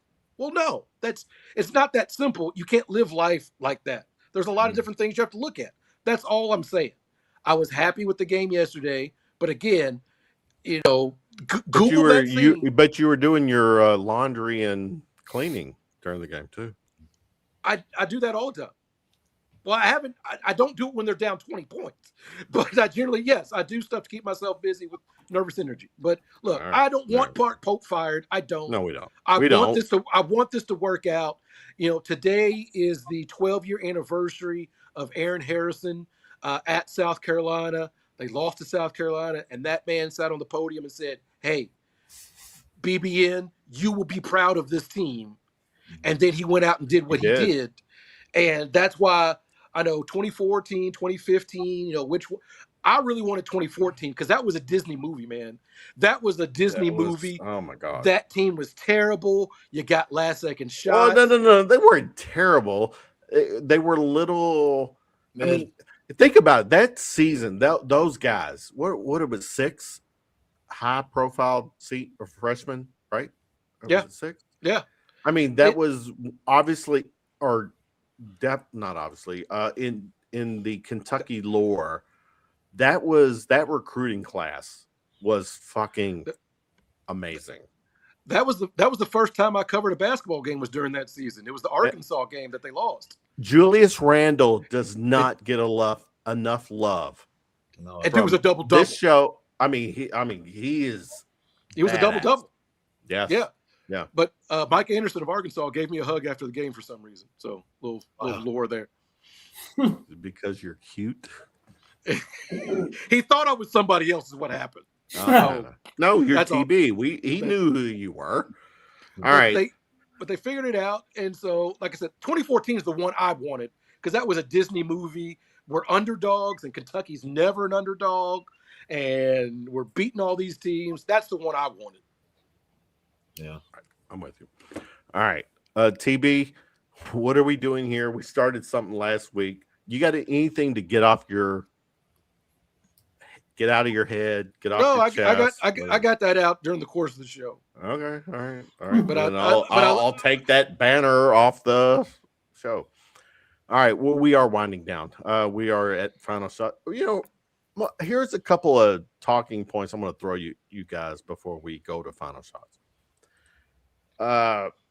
There is, I get to share screen. Check this out. So there is this whole narrative, guys, now.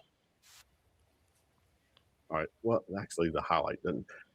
AI, high school football players are using AI to make their highlight reels look even better. What the fuck is going on? So are we going to fall victim to who Johnny Football, who is really a mediocre player, but AI has created him to be this 5-star player? Trace, what do you think? It's just hard. Like, I think for a certain age group, like to me, like I'll get on Facebook and there's nothing that makes me more mad. I'll see it goes along with this, but there'll be a thing that says, I don't know, Otega Owe has built a school in South America, or Colin Chandler supports this political thing and donated $1 million of its. And I'm like, I just feel like we now are just in that transition phase where a lot of people, especially like the older people, like that don't think for themselves. They see it and they take it as true. And I'll even have, like I said, old people. Like I'll have people sometimes. You were looking at me when you said that, but go ahead. No, I'll have some people, like I'm thinking of someone now that I know that's probably in their 30s, and they sent me something a couple weeks ago, and I'm like, you think that's true? There's not even a remote chance that it's true. And they're like, oh, well, same as with the Otega always stuff and the girlfriend and the players passing it. Like, some of this stuff is just so dumb. And I think we're in that transition phase where people see it on social media and assume it's true. I'm like, okay, did ESPN report it? Did this site that you know of? No, it was Big Blue touchdown.com, or I don't know, sometimes stuff that doesn't have Kentucky even in it. And I'm just like, why would you trust that? Like this, do we even know who this guy that posted this?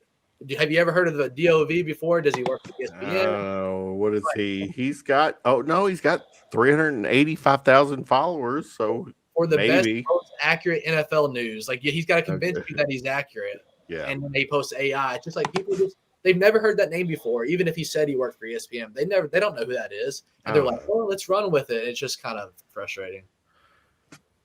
Something Trace just said, he referenced 30 euros as old. What the fuck is going on here? No, well, at first I said, you did. You did. Don't make me replay the take. Then I countered it, and I said, I do know someone that's in their 30s that said it too to counter it. I'm almost 30. Exactly. They're 30s. Like what? What is 30s to you? Old? 2 years away. Enjoy it. Enjoy it. Thank you. All right. I'm almost out of my 30s, damn it. All right. So we got to lean into this dad acquaintance. Help me out, guys. What is Trace? I know you're a little more in the know. Feed us what's going on here, and everyone else will jump in. Well, go ahead. I haven't seen this yet, but before going off of this, my bad. No, you're fine. I think it's really weird because like if the intention wasn't to play this year, they wouldn't have brought him back. I was at the St. John's game. They walked in. He had the staff. It was really odd to have all that. It was an exciting moment, and we thought JQ was going to save the season. And if that was in their plan for him not to play, I don't believe that's true at all. They would have never brought him back. But I do feel like they keep saying it's knee swelling. And how long can your knee swell? You can't swell for 2 months. And then they say, well, now he's not practicing. After like so many games, 8-9 games after that St. John's, or when he first went out, or went back out again, I was convinced he wasn't playing. There's not a chance he plays again. Why would he? And now you're getting to the point where it's like, well, he made a lot of NIL money is what we've been told. And if you did based off how much we think he made, the games he played, or the minutes he's played, or the points he scored, it looks really, really bad. And I'm afraid he's going to get thrown into that Shaden Sharp conversation. And It's and the for the dad to now be clear whether he has it's social media. The fact that he's posting this shit, he has to realize he's become part of this talking point. TB, David, I'm gonna TB go to you. I mean, when you got parents jumping in, defending or whatever with their kids, the acquaintance thing this year, for better for we knew coming in he was injured, so there was no guarantee that he was playing. But go ahead, TB. I just not to get into specifics, but it is weird that when it comes to college athletes in general, it's their parents are involved. When every one of us that has kids will do whatever we can to protect our kids, right? Absolutely. We'll protect our kids. You're right. Okay. And so what has happened is now that there's NIL, and you've said this a bunch of times, Kevin, that now these guys are getting paid, it doesn't feel the same. It's not the same. When for 40 or 50 years, everybody made money off these kids except the kids and their families. Right? Right. Yeah. So you've got all these kids. If you've got a son that's all of a sudden 6'6" in the 8th grade, everybody's coming to get a piece, right? Except the parents. So when the parents are making decisions, they're the bad guys. They're the greedy people, not the coach that shows up, right? Watch the 1994 film Blue Chips. Right, the when the coaches show up to the impoverished areas for these kids, right?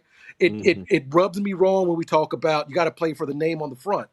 No, you don't, right? I don't think you do, because you've got guys that put on the jersey, that work hard, like a Brandon Garrison. I know he makes a lot of mistakes, and people are frustrated, but obviously he's putting the work in to be there. But everybody wants to say, I don't want that guy on my team, because we push those guys off to the side. The Kentucky stops mattering. You know what matters? The Garrison, right? I mean, that's my thing is if we want to hate these guys and treat them as commodities, which we do, we love sports, but we hate the athletes, right? And so this is the only time where it's like the parents sticking up for their kid. We got a problem with it. Just shut up and we gave you that money, so dance for us, monkey. Is what this reeks of to me. Okay, all right, monkey. All right, who's TB? You're who's a MLB guy here? No, somebody, nobody. Unfortunately, I only bring this up because look, in today's technology, shit is getting real, guys. If you're an MLB fan, which I haven't been in years, they're starting this automated ball ABS, automatic ball strike system. It's amazing. To me, if you're a fan of the human element of a sporting event, then humans make errors. You're right. Then you allow the umpires to do their thing. But if you're an advocate for, I want the fucking right. I want the call to be fucking right. Then you lean into this kind of thing. So over the weekend, there's this automated ball strike system where a player, the actual batter, if a call was called a strike, and the batter was like, no, it's not a strike. They literally can go to a replay and look at this system and show where say it again. What? The batter can do it, the catcher can do it, and the pitcher can do it. The pitcher can do it, right. So a 3-hour baseball game, please tell me, for all you baseball lovers, that you got to sit there and watch a 6-hour game. Well, so you get two. You get two per game. Only get two. Okay. So it's kind of like a challenge. So as long as you keep getting them right. But I think each But in this particular scenario,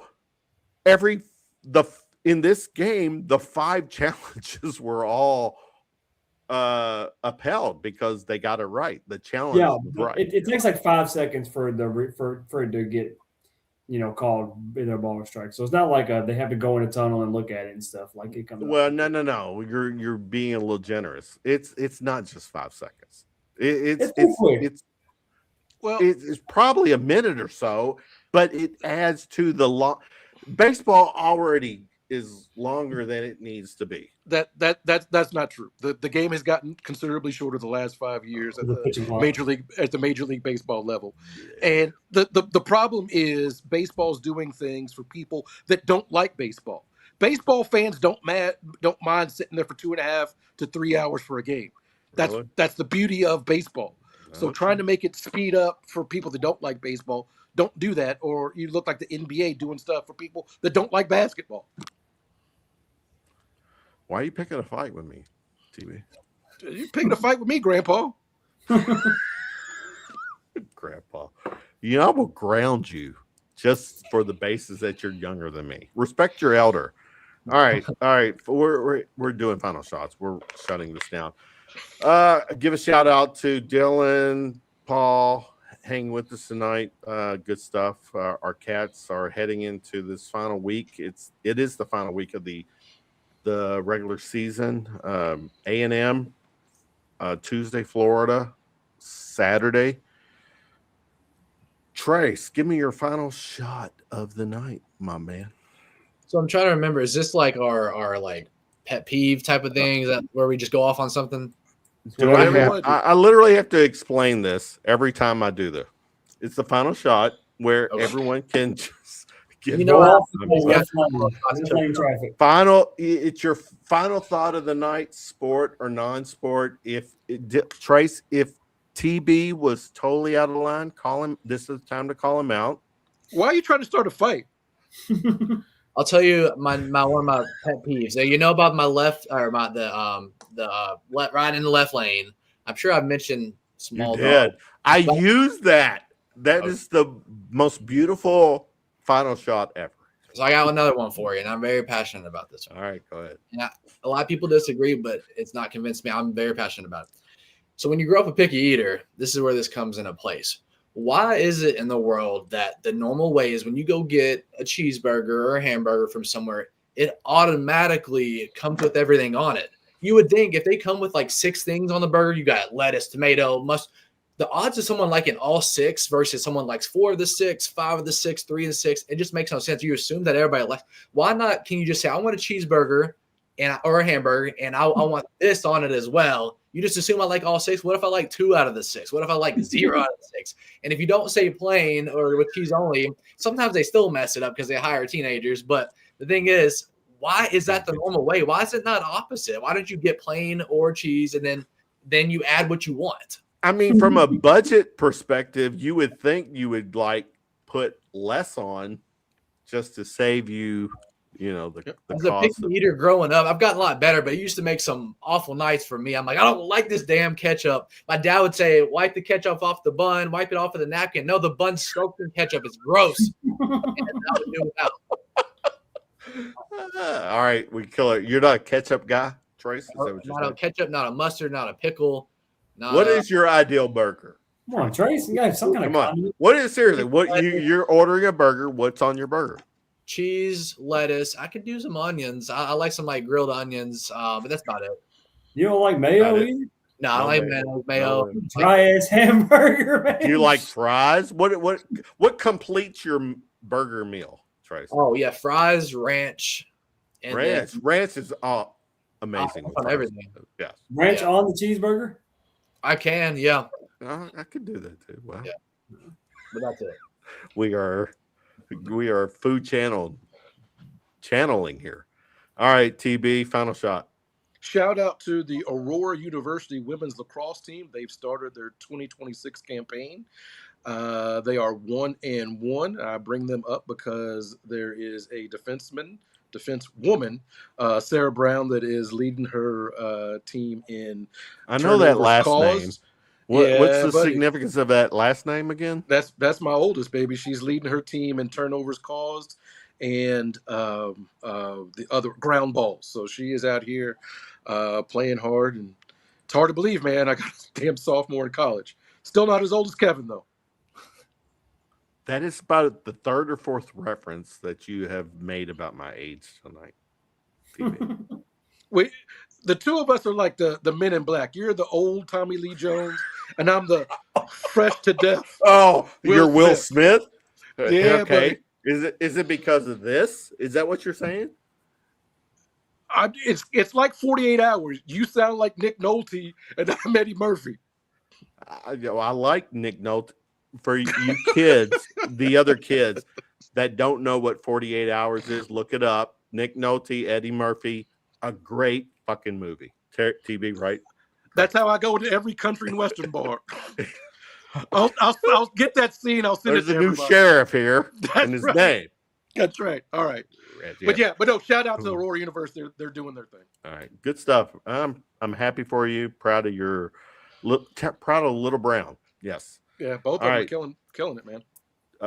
Trace. No, Davo. Sorry. Yeah, you're right. Grandpa. Getting late. I'm late and a few bourbons in because it is called Round of Shots. Listen. So to Tracy's point, so whenever you go to restaurants and you order a cheeseburger, please don't go up and say, "Give me a plain cheeseburger." Like that drives me nuts. It can't be a plain cheeseburger. Wait a minute, Dave. Your final shot is a cheeseburger. I'm just pointing out. I'm just adding on to his. Don't go order a plain cheeseburger. That makes absolutely no sense. Well, I don't do that. I'll say cheese. Plain with cheese only is what the wording I use. There you go. Stop ordering a plain cheeseburger. That drives me absolutely crazy. It's March, right? So it's that doesn't need to be stretched out anymore. It's time to go. Prepare yourself for absolute heartbreak, but enjoy the ride until that happens. Okay. So let's go. It's the most wonderful time of the year besides Christmas. Okay. So let's just enjoy this, man, and cheer them on and hope for the absolute best, men and women both. Yep. And go back, not to get political, but I have to say this because I have military people in my family. Where we're at with the whole national scene, this war and all this shit. Support your people and all this. This is crazy times. Hey, and plus, one of my other podcasts is a paranormal, so the whole alien thing is like getting ready to get. Yeah, just stay tuned for that because I will be throwing that down your all's throats. I'm doing a wedding in Waverly in June. The sanatorium. Yeah. Are you serious? Oh, we got to talk about that. I'm DJing a random Wednesday wedding at Waverly Hills on a Wednesday night. Wednesday. Oh, we got to talk because that would be a great little. Well, we'll talk later. All right. You can't just show up at a wedding, Grandpa. No, I'm not. But my other podcast, Still Unexplained Files, is a paranormal podcast that I do. Yeah, shout out there. Yeah. Yeah. So the aliens are going to be announced because Trump will declassify all that shit. And, all right. Final shot. One thing that proverbial, if you think you got it bad, someone's always got it worse. St. John's. I saw this stat and I blew my mind. St. John's against UConn. How do you do that? They missed their last. They missed 24 straight field goals. 27. Oh my God. Or 27. I always say 27. Or right whatever. arm, left arm. It was 27. 17-ish minutes in the second. They literally. How in the fuck did that happen? The last time I remember anything like that, Terry, was. Remember the Georgetown game back in the day where we just second half? Yeah, the 3 for 34 performance. Yeah, I thought you were going to go for something even older than that. What was that? I don't know. You're older than I am, so you probably remember more stuff. Oh shit, Kevin, what was Adolph Rupp like? See, Kevin was trying to run Adolph Rupp out of town after year 3. Trace, that's what it was. He's like, This Rupp guy. No, for the record, Adolph. Oh, wait a minute. He just texts me. He's like, "Why are you talking about me Who tonight?" the hell's this Rupp guy? Yeah, Kevin used to get on the phone. Operator. I'm gonna call in show to Coach Rupp. Operator. Writing letters. but you know what? With AI, don't tempt me because I have been like an AI Gemini AI fool lately. I will start a conversation with Round of Shots and Adolph Rupp and play that on the That's show. right. Oh, With that's with a happening. telegraph. I'm happy. With a I'm telegraph. happening. We are going to literally have a conversation. We're going to have a conversation with Adolph Rupp during the show, AI related. And then hey, just to add to that, Kevin was there writing it, and the sun was going down. It got a little dark. Some guy, look, here's a light bulb. I just invented it, and he said, "There you go. I can finish writing the rest of the night." You know, Trace, I love you. You are pushing the line. I will fucking block everything about net coverage and Trace. Trace, don't worry. He'll forget about this tomorrow. I will. He'll text you tomorrow. You'll be like, "I'm sorry for last night." He'll be like, "What are you talking about?" Yeah. He'll hit you with that Rick James. That was 2 weeks ago. Yeah. All right. We are Love y'all. Wrapping it up. This week is a big week. Texas A&M, Florida. Next Sunday when we do our show, Trace, I'll say it. You have carte blanche to be on here. Matter of fact, I'm gonna put you on notice. You're on next Sunday, but if you're not, you need to text me and say you're not. How about Okay, that? sounds good. All right, Sounds brother. good. All right, good stuff. Chats, appreciate everyone hanging with us tonight. We are into March. It's madness time, guys. This is what Kentucky basketball is all about. So let's do it, right? Yeah, it is. Kentucky, it's the third month of the year. All right, guys. Oh, what is that, Trace? Oh, Yeah. There you go. It's not working out. give I some heard- love to Bryant Gumbel too. He's the dude. All right, Yep. guys. We're wrapping it up. People, Good night, check everybody. us. Follow everyone here. Look at our show description. Give some love to the guys that hang with us tonight. Trace, Dylan, Paul, Bleed Blue. Again, big week. Last week we are wrapping it up. We'll be back next Sunday. For everyone, peace out. Go Cats. Go Cats. See you next Sunday. Later. Good night.